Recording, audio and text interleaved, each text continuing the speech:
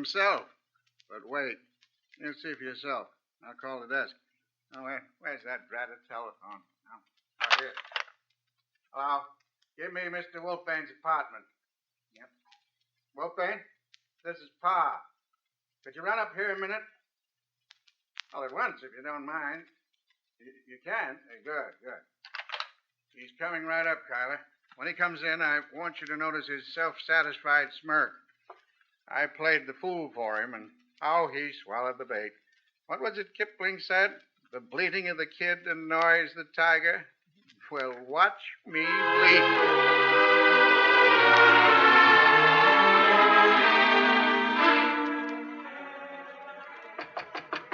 Come in. Dear Pa, prompt as usual. That's theatrical training for... Oh, I beg your pardon. You're not alone. Wolfbane, I want you to meet Mr. Braxton, an old friend of mine. Braxton used to be assistant district attorney. He's over to help. I see. Very pleased to make your acquaintance, sir. Thank you. I was telling Braxton here about those anonymous letters you told me your card has been getting. How long's this been going on, Wolfbane? Oh, the past 6 weeks or so, I believe. Did you personally see any of these letters, Wolfbane? No. Leocati told me about them. She was greatly upset by them, poor child. How were they delivered? By mail? No. I had the impression they were deposited in places where, presumably no one but she herself would find them. Good. Inside job, That fits in, but you're smiling, Wolfbane. Don't you agree? Was I smiling? It was a smile of admiration for your cleverness, my dear Pa. Oh, sir. Oh, you still say, do you, Wolfbane, that Leocati was murdered? I haven't the slightest doubt of it. Well, I don't know now. Looks pretty much like an accident to me. It was meant to look so. Well, what beats me is if it was murder, why didn't that cornice fall on one of those maids or someone? Why did it wait to fall till Leocati herself came in? Don't that look like an accident? Perhaps the murderer was clever, my dear Pa. Murders are never clever. So the police have soothed their vanity for centuries. Yeah, but look here. We've gone over this place with a fine-tooth comb. We didn't find hide nor hair of a weapon or any of those fancy gadgets you were spouting about. Not a trace. We have our laboratories, you know, Wolfbane. Laboratories? Would you like to see a really modern, well-equipped laboratory, Mr. Parr? Why, sure. Then you should visit mine sometime. Gosh, I'd like to. Where is it? On 10th Avenue. I frequently spend the night there. I shall do so tonight. Great. Shall we say 9 o'clock? It will be a pleasure. You will come alone? Oh, I reckon so. The rest of the boys wouldn't understand what was going on. Exactly. Till 9 tonight, then, Mr. Parr. Oh. Pleasure meeting you, Mr. Braxton. Well, Tyler, what did you make of it? A dangerous megalomaniac, Parr. I wouldn't go there alone if I were you. Don't worry, Tyler. I won't be alone. The janitor of that building and the other attendants will be my men. You can count on that. And now listen carefully. I've got a job for you. I want you to bring Leocati to Wolfbane's studio tonight. Parr, have you gone out of your mind? Now, don't argue with me. Listen, I want her dressed in a green dress, as near in color and design as the one she wore this afternoon. The spell can manage it somehow, and that's important. When you get there, have the superintendent let you in the flat above Wolfbane's, and then you and Leocati come down the fire escape. Have Leocati hide in shadows, and I'll get Wolfbane to put out most of the lights. When she hears me say, "Don't you feel there's someone else in this room, Wolfbane?" I want her to come out and walk slowly into the room. Is that clear? Yes, perfectly clear. Ah, good. Now off with you. And remember, Wolfbane's studio tonight at 9.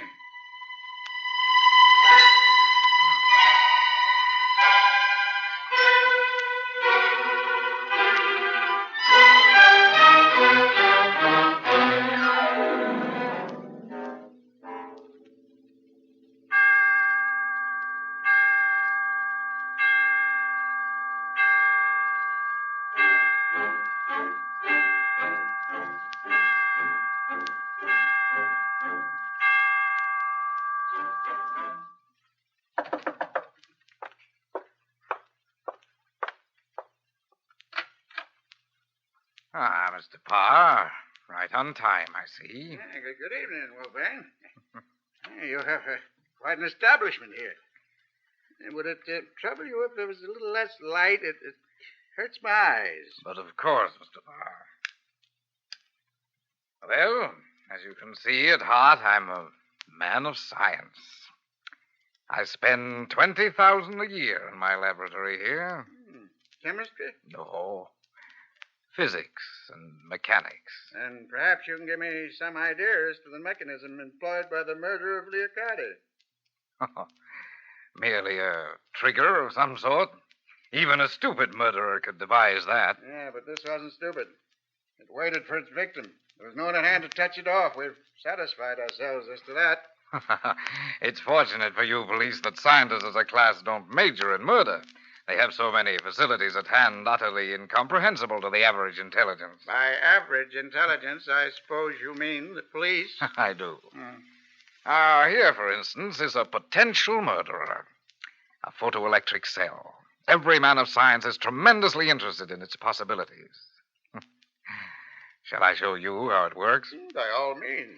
You see, it discriminates. As to what? Anything you choose. And let me show you how it discriminates between, for instance, different shades of color. Green, let us say.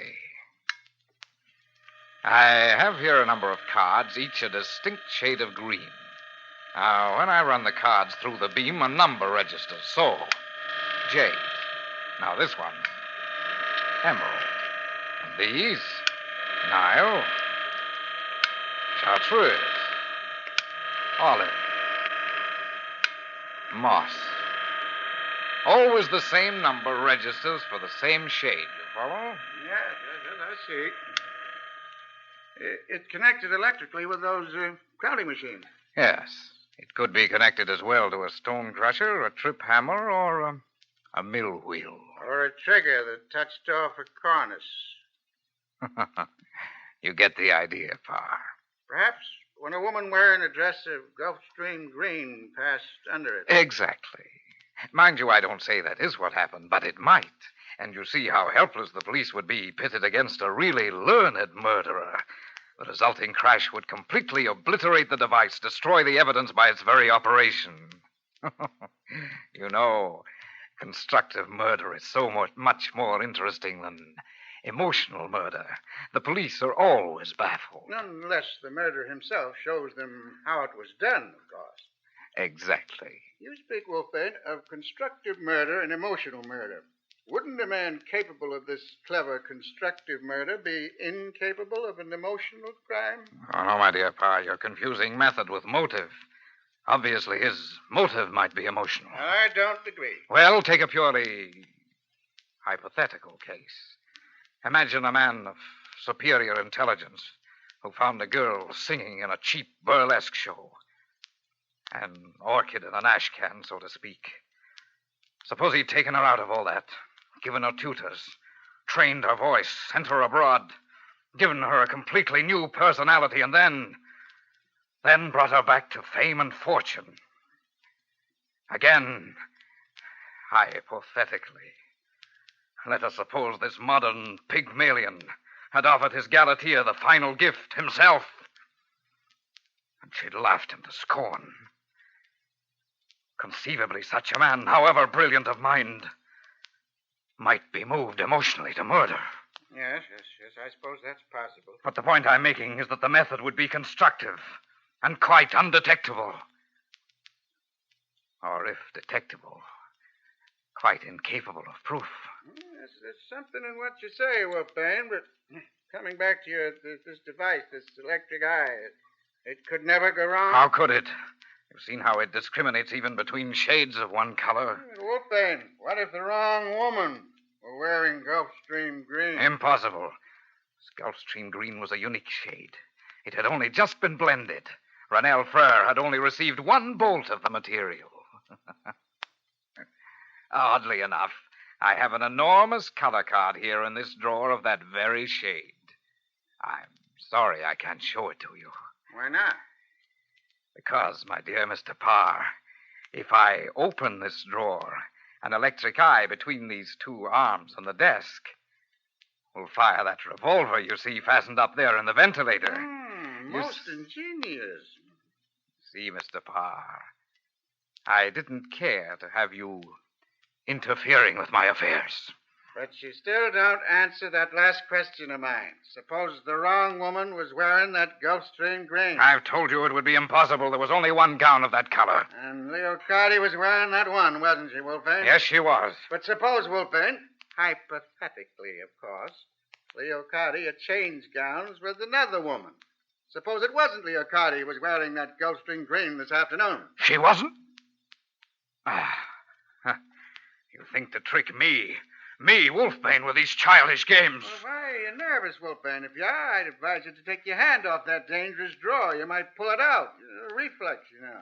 What did you mean, Parr, about Leo Carty on that dress? Don't you feel there's someone else in this room? You're crazy. Am I, Wolfbane? Suppose you look behind you. Carty. No.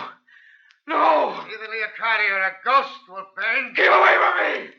Get away from me! Down, Leo Carty, down! He killed himself. Yes. Poetic justice. He was caught in his own trap. The card in that drawer was Gulfstream green. And I thought he loved me. But instead, how he must have hated me. Oh, I wish I'd known. It's better this way. We'd had a hard time proving his guilt. It was poetic justice. His own constructive cleverness has destroyed him.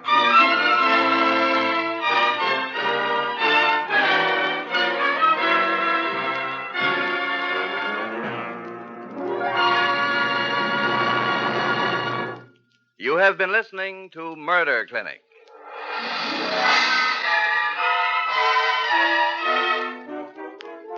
Murder Clinic, the WOR Mutual series, which brings you each week one exciting case. One member from the select band of the world's great detectives. Next week, we're especially privileged to bring you G.K. Chesterton's monumental creation, the great detective priest, Father Brown.